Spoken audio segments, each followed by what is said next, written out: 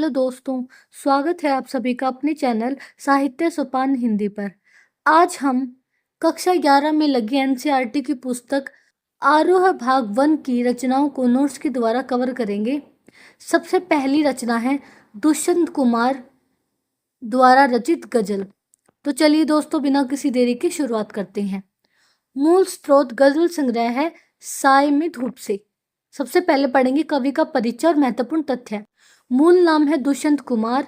जीवन काल है जन्म सन 1933 में उत्तर प्रदेश के राजपुर नवादा गांव में हुआ था और इनका आकस्मिक निधन सन 1975 में हुआ।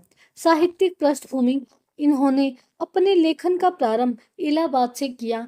ये अपने समय की अत्यंत प्रसिद्ध साहित्यिक संस्था परिमल की गोष्ठियों में निरंतर सक्रिय रहे। इसके अतिरिक्त ये नए पत्ते नामक महत्वपूर्ण पत्र के संपादन और लेखन से भी जुड़े रहे।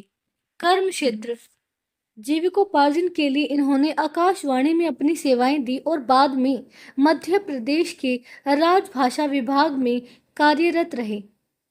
साहित्यिक अवदान, हिंदी साहित्य में उर्दू की विधा गजल को पूरी प्रतिष्ठा और लोकप्रियता के साथ स्थापित करने का पूरा श्रेय अकेले दुष्यंत कुमार को जाता है। इन्होंने गजल को महफिलों से निकालकर आम जनता के सुख दुख और राजनीतिक चेतना से जोड़ा।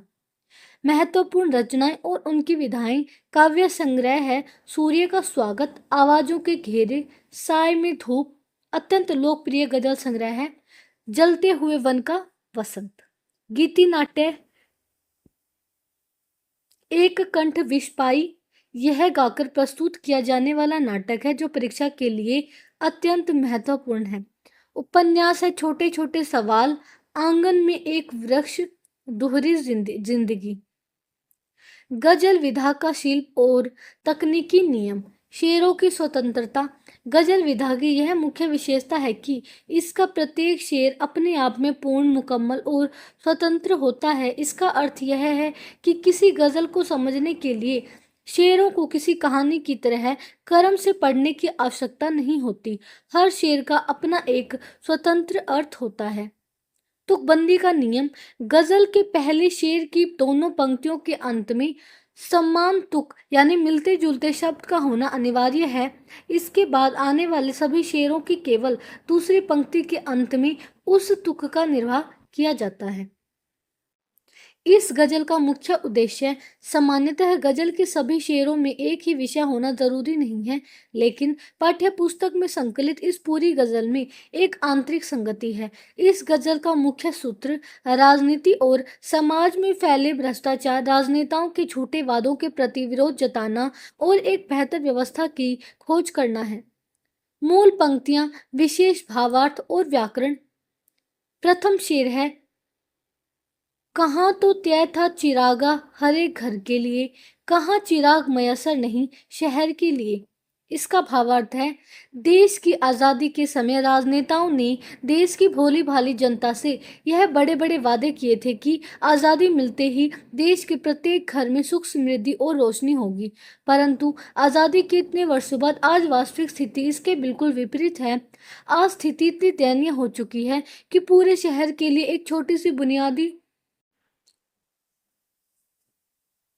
सुविधा भी उपलब्ध नहीं है। यह शेर देश की शासन व्यवस्था के निकम्मेपन और नेताओं के झूठे वादों पर बहुत तीखा और करारा व्यंग्य करता है।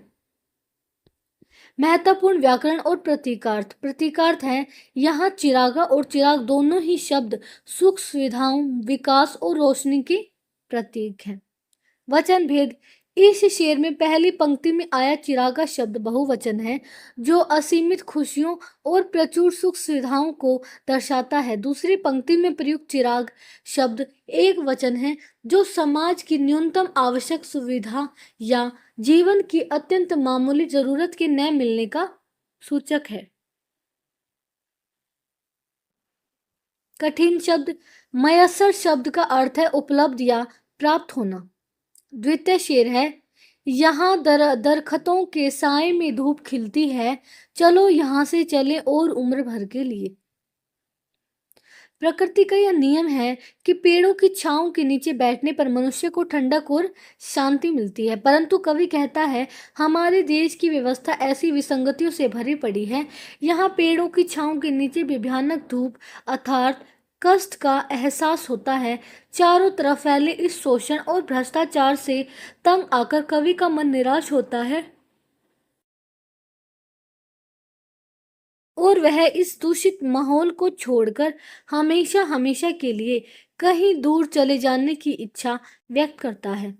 महत्वपूर्ण व्याकरण और प्रतीकार्थ। प्रतीकार्थ है यह दरखत पेड़ समाज की रक्षक संस्थाओं, शासकों, नेताओं और सरकारी तंत्र का प्रतीक है, जिनका मूल कर्तव्य जनता को आश्रय और सुख देना था। धूप धूप शब्द व्यवस्था द्वारा जनता को दिए जाने वाले कष्ट, अंतहीन पीड़ा, शोषण और अन्याय का प्रतीक है। इस शेर में साए में धूप लगना अर्थात छाया में भी धूप का एहसास होना, जहाँ दो विरोधी बातों का एक वर्णन हो वहाँ विरोधाभास अलंकार होता है, अतः यहाँ विरोधाभास अलंकार की अत्यंत सुंदर छटा है। कठिन शब्द है दरखत, इसका अर्थ होता है पेड़ या वृक्ष। तृतीय शेर है न हो कमीज तो पाँव से पेट ढक लेंगे। ये लोग कितने मुनासिब हैं इस सफर के लिए। इस शेर में कवि ने भारत की आम जनता की अत्यंत संतोषी, सहनशील और भाग्यवादी प्रवृत्ति पर गहरा कटाक्ष किया है।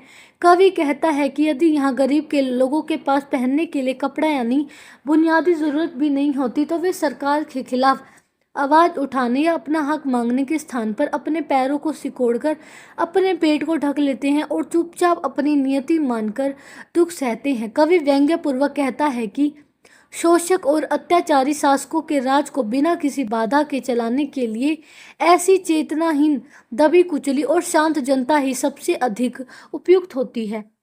महत्वपूर्ण व्याकरण और प्रतीकार्थ है। कमीज शब्द जीवन की अनिवार्य प्राथमिक आवश्यकताओं जैसे भोजन, कपड़ा, मकान का प्रतीक है। पाँव से पेट ढकना मनुष्य की लाचारी, अत्यधिक संकोच और विरोध न करने की अकर्मण्यता का प्रतीक है। विशेषण प्रयोग, यहाँ लोक संज्ञा के लिए मुनासिब शब्द का प्रयोग विशेषण के रूप में हुआ है जिसका अर्थ अनुकूल, उपयुक्त या सही होता है। अगला शेर है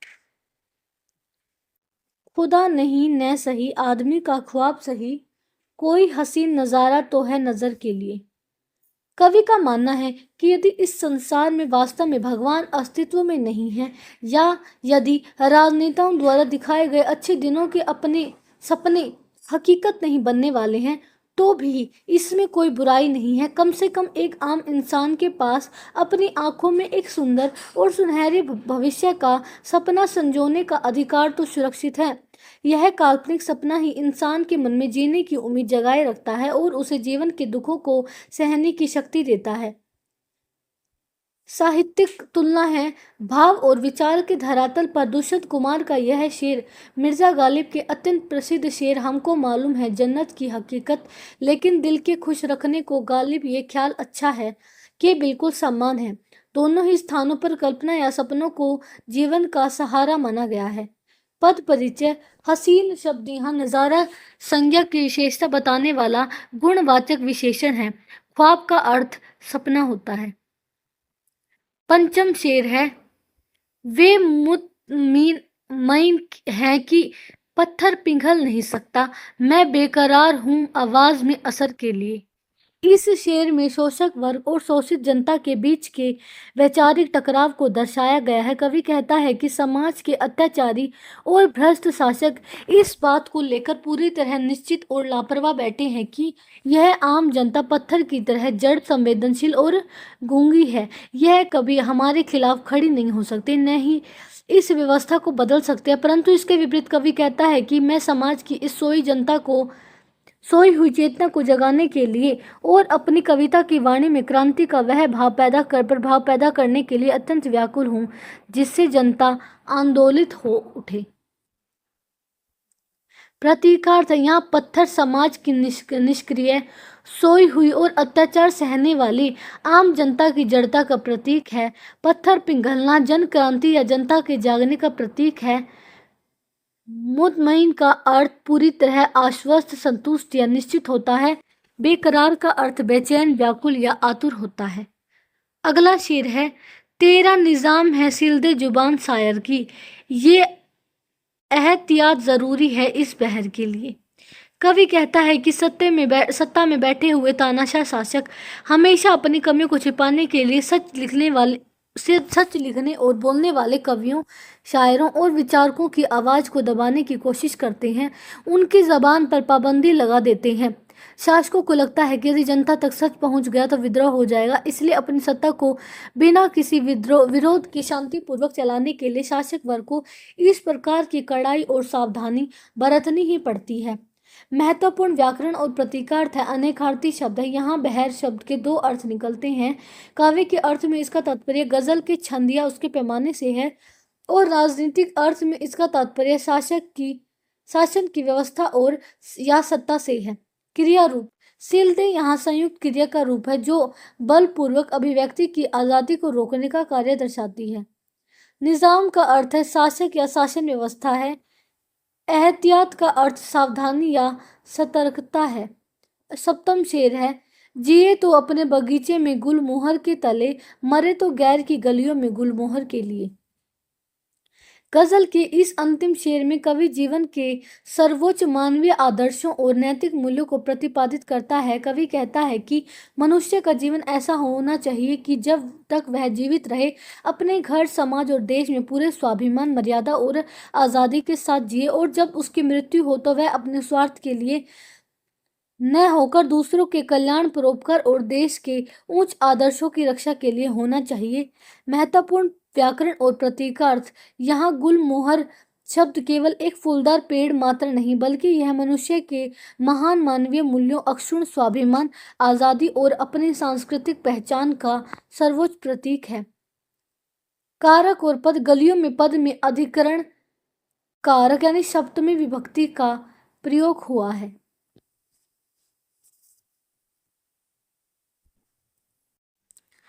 अब रचना है अकमहादेवी का वचन। मूल स्रोत है वचन सौरभ। अंग्रेजी संग्रह है स्पीकिंग ऑफ शिवा। कवित्री का परिचय और महत्वपूर्ण तथ्य है। अकमहादेवी का जन्म 12वीं सदी में हुआ था। ये दक्षिण भारत के कर्नाटक प्रांत के शिवमोगा जिले के अंतर्गत आने वाली उडुतरी गांव की रहने वाली थी। नाम का भाषाई अर्थ, कन्नड़ भाषा में अक शब्द का आदर सूचक अर्थ बड़ी बहन होता है। इतिहास में इन्हें इसी आदरणीय नाम से जाना गया। धार्मिक व सामाजिक आंदोलन, ये 12वीं सदी के कर्नाटक के अत्यंत प्रसिद्ध वीर शैव आंदोलन, शिव की भक्ति से जुड़ा हुआ क्रांतिकारी आंदोलन की सबसे प्रमुख और महत्वपूर्ण कवित्री थी। बसवन्ना और अल्लामा प्रभु इनके समकालीन महान कन्नड़ संत कवि थे। आराध्य देव, इनके एकमात्र आराध्य देव भगवान शिव थे, जिन्हें ये प्रेम और भक्ति के अतिरेक में चंद मल्लिकार्जुन अर्थात मल्लिका या जूही के फूलों के समान कोमल और सुंदर अर्जुन वाली शिव कहकर पुकारती थी। त्याग और विद्रोह का इतिहास, अकमहादेवी अपूर्व सुंदरी थी। वहां का स्थानीय राजा कौशिक इनके अलौकिक सौंदर्य को देखकर उन पर मोहित हो गया और उनसे विवाह करने के लिए उनके परिवार पर सामाजिक दबाव बनाया। अक ने विवाह के लिए राजा के सम्मुख 3 कठिन शर्तें रखी। विवाह के पश्चात जब राजा ने उन शर्तों का उल्लंघन किया तो अक महादेवी ने उसी क्षण राज परिवार, महल, धन दौलत और यहाँ तक कि अपने वस्त्राभूषणों का भी परित्याग कर दिया। वे पूर्णतः दिगंबर, वस्त्रहीन होकर केवल अपनी सघन जटाओं से शरीर ढककर शिव की खोज में निकल गई। साहित्यिक तुलना, जिस प्रकार उत्तर भारत राजस्थान में मीराबाई ने अपने आराध्य श्री कृष्ण के लिए लोकलाज, राजपाट और राजसी सुखों का त्याग किया, ठीक उसी प्रकार अक महादेवी ने भगवान शिव के लिए सर्वस्व त्याग किया। इसी अद्भुत साम्यता के कारण इन्हें कन्नड़ की मीरा के नाम से भी जाना जाता है। मीरा की यह पंक्ति है, तन की आस कबहू न किन्ही, जो रण माही सुरो, अक महादेवी के जीवन पर पूरी तरह खरी उतरती है। स्त्रीवादी और सामाजिक महत्व। अक महादेवी के इसी क्रांतिकारी कदम से प्रभावित होकर तत्कालीन समाज के सबसे निचले और शोषित तबकों की अनगिनत महिलाएं वीर शैव आंदोलन से जुड़ी और उन्होंने अपने संघर्षों को कविताओं का रूप दिया। इनकी कविताएं संपूर्ण भारतीय साहित्य में स्त्री चेतना और उनके अधिकारों का पहला रचनात्मक व ऐतिहासिक दस्तावेज मानी जाती हैं। प्रमुख कृतियां और अनुवाद। इनकी मूल रचनाएं कन्नड़ भाषा के वचन एक प्रकार के काव्यात्मक कथन हैं। अंग्रेजी में इनकी रचनाओं का संग्रह प्रसिद्ध विद्वान A.K. रामानुजन ने स्पीकिंग ऑफ शिवा नाम से संपादित किया था। हमारी पाठ्य पुस्तक में संकलित इन दोनों वचनों का अंग्रेजी से हिंदी अनुवाद प्रसिद्ध आधुनिक कवि केदारनाथ सिंह ने किया है। तो हम मूल पंक्तियां पढ़ते हैं और उनका भावार्थ और व्याकरण। हे भूख मत मचल, प्यास तड़प मत, हे नींद मत सता, क्रोध मचा मत उथल पुथल, हे मोह पाश अपने ढील, लोभ मत ललचा, हे मद मत कर मदहोश, ईर्ष्या जला मत, ओ चराचर मत चूक अवसर, आई हूँ संदेश लेकर, चंद मल्लिकार्जुन का। विस्तृत भावार्थ है। इस प्रथम वचन में अक महादेवी ने मनुष्य के भीतर व्याप्त सभी इंद्रियों के विकारों और मानसिक दोषों को बहुत ही आत्मीयता से संबोधित किया है। वे कहती हैं कि ये सभी विकार मनुष्य को ईश्वर की सच्ची भक्ति के मार्ग से भटकाते हैं। वे प्रार्थना करते हुए कहती हैं, हे भूख तू मुझे भोजन के लिए व्याकुल करके साधना से मत डिगा, हे प्यास तू मेरे भीतर तड़प पैदा मत कर, हे नींद तू मुझे आलस्य के अंधकार में मत सुला, हे क्रोध तू मेरे शांत मन में आकर विकारों की उथल पुथल मत मचा, हे मोह तू सांसारिक रिश्तों और वस्तुओं के प्रति अपनी जकड़ को थोड़ा ढीला कर ताकि मैं ईश्वर की हो सकूं, हे लोभ तू मुझे धन दौलत का लालच देकर मत भटका, हे मद यानी घमंड तू मुझे अपनी झूठी प्रतिष्ठा के नशे में अंधा मत बना, हे ईर्ष्या तू मुझे दूसरों की उन्नति देकर अंदर ही अंदर जलाना बंद कर। इन सभी विकारों को शांत करने के बाद वे संसार के समस्त जीवों को पुकार कर कहती है, हे चराचर इस संसार के समस्त जड़ और चेतन जीवों, तुम लोग अपने इस मानव जीवन में भगवान चंद मल्लिकार्जुन शिव की भक्ति करने का यह अमूल्य और पावन अवसर हाथ से मत जाने दो, क्योंकि मैं स्वयं तुम्हारे बीच तुम्हारे कल्याण के लिए साक्षात शिव का यही परम संदेश लेकर उपस्थित हुई हूँ। शिल्पगत विशेषता। यह वचन उपदेशात्मक शैली में न होकर बहुत ही कोमल और प्रेम भरे मनुहार प्रार्थना के रूप में लिखा गया है। यहाँ कवित्री इंद्रियों को डांट नहीं रही बल्कि उनसे विनती कर रही हैं। अलंकार। भूख प्यास क्रोध मोह लोभ आदि जड़ भावों को मनुष्य की तरह बात करते हुए दिखाया गया है, इसलिए इस पूरे वचन में मानवीयकरण अलंकार का उत्कृष्ट उपयोग हुआ है। कठिन शब्दार्थ। पाश का अर्थ है जकड़ या बंधन होता है, ढील का अर्थ ढीला करना, मद का अर्थ नशा या अहंकार, चराचर का अर्थ है जड़ और चेतन समस्त दृष्टि होता है। चंद मल्लिकार्जुन भगवान शिव का नाम है।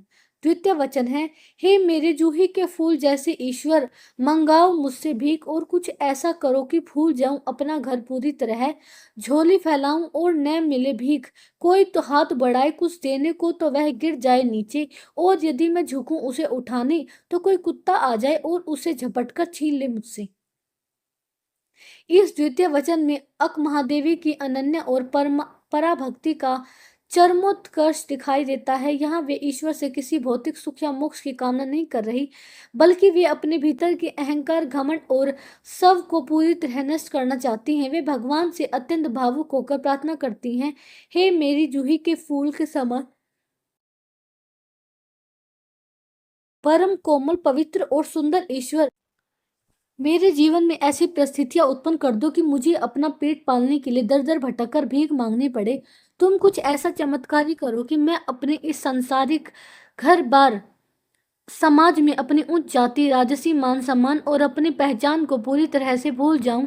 जब मैं अत्यंत लाचार होकर दूसरों के सामने अपनी भीख की झोली फैलाऊं तो मुझे भीख में एक दाना भी न मिले, ताकि मेरा सामाजिक स्वाभिमान पूरी तरह टूट जाए। यदि समाज का कोई दयालु व्यक्ति मेरी इस दुर्दशा को देखकर मुझे भीख में कुछ देने के लिए अपना हाथ आगे बढ़ाए तो वह अन्न का टुकड़ा अचानक उसके हाथ से छूटकर नीचे धूल में गिर जाए, और यदि मैं विवश होकर भूख से व्याकुल होकर उस गिरे हुए टुकड़े को जमीन से उठाने के लिए नीचे झुकूं तो उसी क्षण कोई कुत्ता वहां आ जाए और वह उस धूल में सने टुकड़े को भी मुझसे बलपूर्वक छीनकर झपट कर ले जाए।